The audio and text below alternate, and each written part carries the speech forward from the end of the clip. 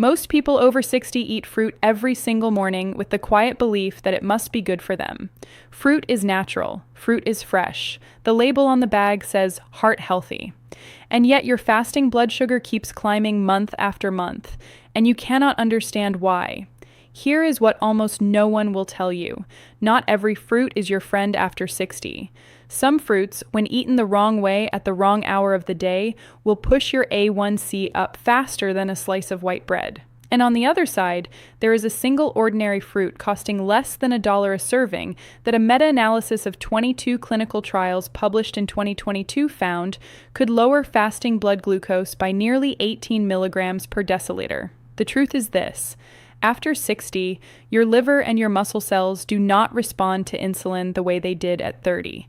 The same apple, the same handful of grapes, the same little bowl of fruit at breakfast. Your body processes it in a completely different way than your children or grandchildren do. Pick the wrong fruit, eat it at the wrong moment, and your fasting numbers keep climbing no matter how faithfully you take your medication. And every month, those numbers stay high, the risk of kidney trouble, nerve pain, and vision problems quietly grows. Today, I am going to give you the 3 best fruits for anyone over 60 who is living with prediabetes or type 2 diabetes. I am going to tell you exactly why each one works inside your body. And I am going to share one timing mistake that nearly every person your age makes with fruit in the morning. A mistake that can quietly cancel out everything you are trying to do. I'm Dr. Claire Whitmore. For more than 20 years, I have sat across from patients in my endocrinology clinic and watched their A1C numbers go up and down based on the smallest changes in what they ate, when they ate it, and how they combined it. And what I learned was this. The patients who failed with diet were almost never failing because they ate too much fruit. They were failing because they were eating the wrong fruit in the wrong order at the wrong time of day. By the end of this video, you will know exactly which 3 fruits belong in your kitchen this week, how to eat them so they actually lower your blood sugar instead of raising it, and that one morning mistake to avoid starting tomorrow. Before we go any further, do me a small favor. Leave your age in the comments below and tell me one thing. What is the fruit you reach for most often in the morning? I read every single comment because your answers tell me exactly where you are on this journey, and they shape what I cover next. Now, let's start at number 3, a fruit so common you almost certainly have one sitting on your counter right now. Yet, most people are eating it in a way that strips away its single most important benefit. Before I give you that fruit, I need you to understand something most doctors never take the time to explain. Fruit is not one single thing. It is not like salt, where less is always better and more is always worse. Fruit behaves inside your body in completely different ways depending on what is wrapped around the sugar. Here's what actually happens when you bite into a piece of fruit. Most of the sugar in fruit is fructose. And fructose does not go straight into your bloodstream the way the sugar in bread or rice does. It takes a detour. It travels first to your liver. Your liver decides what to do with it, and in small amounts, with the fiber of the whole fruit still wrapped around it, your liver handles it beautifully. Blood sugar stays calm, no spike, no crash. But your liver at 65 or 70 is not the liver you had at 30. Think of it like a water treatment plant that has been running quietly for 6 decades. It still works. It still does its job, but the capacity is lower, the valves are slower, and when fructose arrives too quickly without fiber acting as a brake, that old plant becomes overwhelmed. It turns the extra fructose into liver fat, and worse, the liver itself starts ignoring insulin. We call that hepatic insulin resistance. Once your liver stops listening to insulin, your fasting blood sugar climbs in the morning, even after 12 hours of not eating a single bite. This is why some fruits help you and some fruits hurt you. It is not just about how much sugar is on the label.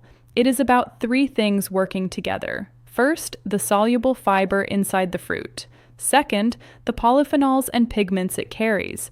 And third, the speed at which that sugar gets to your liver. Once you see fruit through these 3 filters, the next 3 I am going to give you stop looking like a random list. They start looking like exactly what your aging liver needs. So let's begin with number 3 on this list, the apple. And I know the moment I say apple, half of you are already thinking my doctor told me apples are too sugary or I cut apples out years ago. Please stay with me because what I am about to share is the reason the old saying about an apple a day refuses to die. The science actually backs it up, but only if you eat it correctly. The key compound inside an apple is called pectin. Pectin is a soluble fiber, and it lives mostly in the skin and in the layer of flesh just beneath it. The moment pectin meets the acid in your stomach, something remarkable happens. It turns into a soft gel. That gel forms a thin coating along the inside of your gut, almost like a fine mesh on the inside of a funnel. The sugar from your meal still passes through, but it passes through slowly, drop by drop, instead of pouring all at once into your bloodstream. This is not a small effect. A study published in the journal Diabetologia found that pectin can reduce the amount of insulin your body needs after a meal by roughly 35%. Let me say that again because I want it to land. 35% less work for your already tired pancreas. From a fiber that is sitting inside the skin of a fruit that costs less than $1, there is more. Researchers in Japan have shown that the order in which you eat your food changes everything. When their participants ate an apple before their rice, the peak of blood sugar after the meal was lower and arrived later than when they ate the rice alone. The whole curve flattened. But here is where most of my patients quietly go wrong. They peel the apple because they were taught somewhere along the way that the skin is hard to digest. They drink apple juice thinking it is the next best thing, or they spoon out store-bought applesauce. The moment that skin comes off, or the fruit goes through a press, or the flesh is cooked down into sauce, the pectin is gone or broken. The medicine is gone. What is left is sugar water. I want you to eat one medium apple, skin on, washed carefully, sliced, eaten after a small amount of protein, never before, not as a snack on its own at 3 o'clock in the afternoon, after your eggs at breakfast, or after a piece of fish at lunch. Let me tell you about Karen. She was 67 when she first came to my office. Her fasting blood sugar was hovering between 140 and 150 every single morning, and she could not understand why because she had been eating what she called a low-carb diet for 6 months. She had cut out bread, rice, pasta, all of it. When I asked her to write down everything she ate for 1 week, one line jumped out at me. Every morning, she was drinking a small glass of pure, unsweetened apple juice, no added sugar. She thought she was being careful. We replaced that glass with half an apple, skin on, eaten right after her eggs. 6 weeks later, her fasting blood sugar had come down to 118. Nothing else in her day had changed. One simple swap from juice back into fruit. Now, we move to number 2, and this one surprises almost every patient I share it with. Have you ever wondered if there is a fruit out there that you can eat, even a generous portion of it, and your blood sugar barely moves a single point? There is, and it is sitting in the produce section of every grocery store in America, but most people your age have never thought of it as a fruit at all. Number 2 is the avocado. I know most of you think of avocado as something you put in guacamole at a Mexican restaurant or maybe spread on toast at a cafe, but botanically, an avocado is fruit, and the way it behaves inside your body is unlike almost anything else in the fruit aisle. The glycemic index of an avocado is around 15. For comparison, a ripe banana sits at 62. An avocado is essentially flat. It does not spike. It does not crash. It barely registers on your blood sugar at all. Here is why. Half an avocado gives you about 7 grams of fiber, mostly soluble. It is rich in oleic acid, the same heart-friendly fat that makes olive oil so valuable, and it carries almost no fast-absorbed carbohydrate. When you eat it alongside a meal, the fat and fiber slow down how quickly your stomach empties. Glucose from the rest of your plate trickles into the blood instead of flooding it. There is something even more interesting called the second meal effect. Eating avocado in the morning has been shown to help keep your blood sugar steadier at lunch as well.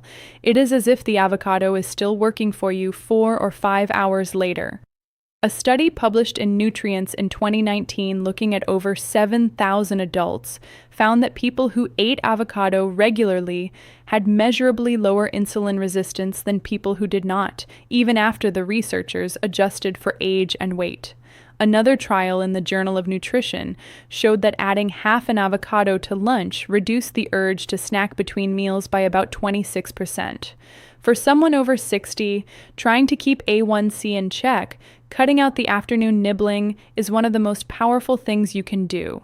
Now let me pause for a second. I am curious about something in the comments. I want a simple answer. Yes or no. Have you ever eaten avocado as part of your breakfast? Just type yes or no. Your answers tell me whether to make my next video a full breakfast plan or whether I should focus somewhere else entirely. Here is how I want you to use it. Roughly 1/3 to 1/2 of a medium avocado per day is plenty. Slice it next to your scrambled eggs in the morning. Mash it onto a slice of whole grain bread instead of butter.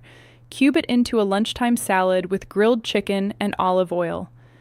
What I do not want you to do is throw it into a blender with banana and milk and call it a smoothie.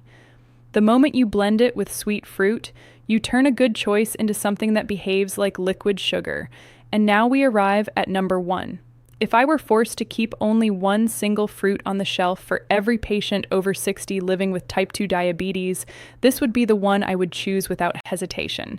And the reason has nothing to do with taste or tradition. The reason lives inside a tiny enzyme deep within your cells. Number 1 is the blueberry.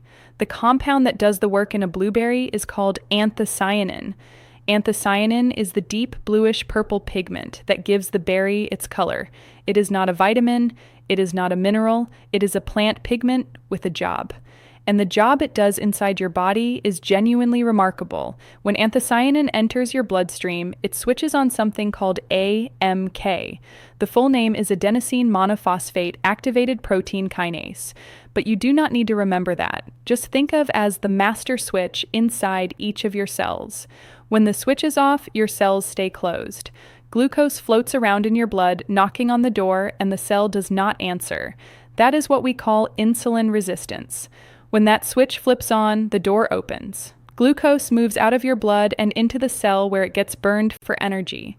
Your blood sugar drops. Insulin starts working again. And here is the part that matters most. The effect lasts for hours after you finish eating. This is not theory. A meta-analysis pulling together 22 randomized controlled trials published in Nutrition, Metabolism, and Cardiovascular Diseases in 2022 found that blueberry and cranberry intake reduced fasting blood glucose by nearly 18 milligrams per deciliter and lowered A1C by about 0.32% in people with type 2 diabetes. Let me put that in real terms. If your A1C today is 7.4, that 0.32% is exactly the distance between you and the 7 that your doctor keeps asking you to hit from fruit, not from a new medication, not from a procedure, from half a cup of berries in your yogurt. There is more. A clinical trial out of the University of East Anglia published in 2021 gave 1 cup of blueberries per day to adults with metabolic syndrome whose average age was 63. Not college students, not athletes, people your age with the same metabolic struggles you may be facing right now. After the trial, their fasting glucose was lower, their fasting insulin was lower, and their cholesterol numbers improved. Let me tell you about Eleanor. She came to me at 71. She had been on metformin for 4 years, and her A1C had stalled at 8.1. Her previous doctor had started talking about insulin injections, and she was frightened of needles. She told me I am not ready for that yet. I did not ask her to cut out carbs. I did not ask her to fast for 16 hours a day. I asked her to do 3 small things. Add half a cup of frozen blueberries to plain Greek yogurt every morning. Eat them after 2 boiled eggs, not before. And stop drinking the small glass of orange juice she had been having at breakfast for 40 years. 4 months later, her A1C was 6.7. Her primary care doctor actually lowered her metformin dose. No miracle, just biochemistry doing what biochemistry does when you finally feed it the right thing. Here's how I want you to use blueberries. Half a cup to 1 full cup per day. Frozen works as well as fresh and sometimes better because they are frozen at peak ripeness, which protects the anthocyanin inside. Eat them after a protein, eggs, Greek yogurt, cottage cheese. Never on an empty stomach in the morning. And one important word of caution, I am not telling you that blueberries replace your metformin. I am not telling you to stop a single pill your doctor has prescribed. What I am saying is that for my patients who keep taking their medication faithfully, blueberries work alongside it, not instead of it. Alongside now, before I let you go to the kitchen and start, I have to warn you about something because I have watched too many patients do everything I just told you, and then quietly undo all of it with one small mistake first thing in the morning. Have you ever wondered why you can eat what feels like the healthiest breakfast in the world? A bowl of fresh fruit, maybe some berries, maybe a sliced apple, and your fasting blood sugar the next day still goes up? The answer is timing. And the mistake is eating fruit on an empty stomach, especially in the early morning hours. Here is what almost no one explains to you. Between roughly 4 in the morning and 8 o'clock in the morning, your body is already busy. Cortisol is rising. Growth hormone is rising. These two hormones tell your liver to release stored glucose into your blood to help you wake up and get moving. We call this the dawn phenomenon. Your blood sugar is already climbing before your feet even touch the floor. Now imagine landing a bowl of fruit on top of that. The fructose hits a liver that is already in release mode. The peak you create is much higher than it would have been if you had eaten that same bowl of fruit in the middle of the afternoon. The fix is shockingly simple. It is about order, protein, and fat first, then a small portion of vegetable or fiber, then your fruit at the end, almost like a small sweet dessert to your breakfast. Researchers at Weill Cornell published a study in 2015 showing that simply rearranging the order of foods at a meal, eating protein and vegetables first and carbohydrates last, reduced the post-meal glucose spike by about 37% in people with type 2 diabetes. Same food, same calories, different order, a completely different curve. Now, I want to be careful here. I am not telling you that eating fruit in the morning is wrong. I am telling you that fruit should never be the very first thing your empty stomach sees. 2 boiled eggs, a small bowl of Greek yogurt, even a slice of cheese. Eat that first. Then your apple, your avocado, or your blueberries. That single change costing you nothing protects you more than any specific fruit choice ever will. So you now know the 3 fruits. You know exactly how each one works inside your aging body. And you know the one timing trap to avoid. Let's pull all of this together into something simple you can start tomorrow morning. Here's what I want you to walk away with. Fruit is not the enemy of someone living with diabetes after 60. Choosing the wrong fruit and eating it at the wrong moment is the enemy. The 3 fruits that truly belong on your plate are the apple because of the pectin sitting in its skin, the avocado because of the fat and fiber that flatten your blood sugar curve, and the blueberry because of the anthocyanin that flips on the master switch inside your cells. And above all of that, one rule rises higher than every fruit on the list. Never let fruit be the first thing your empty stomach sees. Always protein first. So here is your morning starting tomorrow. After you wake up, 2 boiled eggs or a small bowl of plain Greek yogurt, and then half a cup of frozen blueberries on top. At lunch, half an avocado sliced into a salad or mashed onto a piece of whole grain toast in place of butter. After your lunch or your light dinner, 1 small apple, skin on, sliced. That is the whole plan. Measure your fasting blood sugar every morning for the next 2 weeks and write it down in a small notebook. At your next appointment, ask your doctor one simple, gentle question.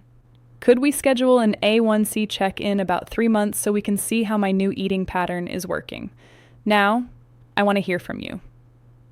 Of these 3 fruits, the apple, the avocado, the blueberry, which one are you going to add to your breakfast first this week? And if you are comfortable, share your most recent A1C number in the comments. I read every single answer because that number tells me exactly where you are starting from, and it helps me make the next video genuinely useful for you. And if you know someone, a brother, a sister, a friend at church, a spouse whose fasting numbers in the morning are quietly climbing, please send this video to them. A small change in the refrigerator can rewrite the next 6 months of someone's health. I'm Dr. Lindsey Harrison. After more than 20 years of watching my patients take back control of their blood sugar through small patient changes, I want you to feel that same control, calm, in charge, knowing exactly what you are doing for your own body. Everything I shared today is for education, and it is not a replacement for the advice of the doctor who knows your full history. Please do not stop your metformin, your insulin, or any other medication because of something you heard in a video.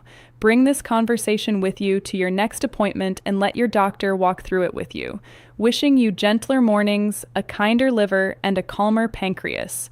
If this video helped you today, tap subscribe so I can keep walking this road with you. I will see you in the next one.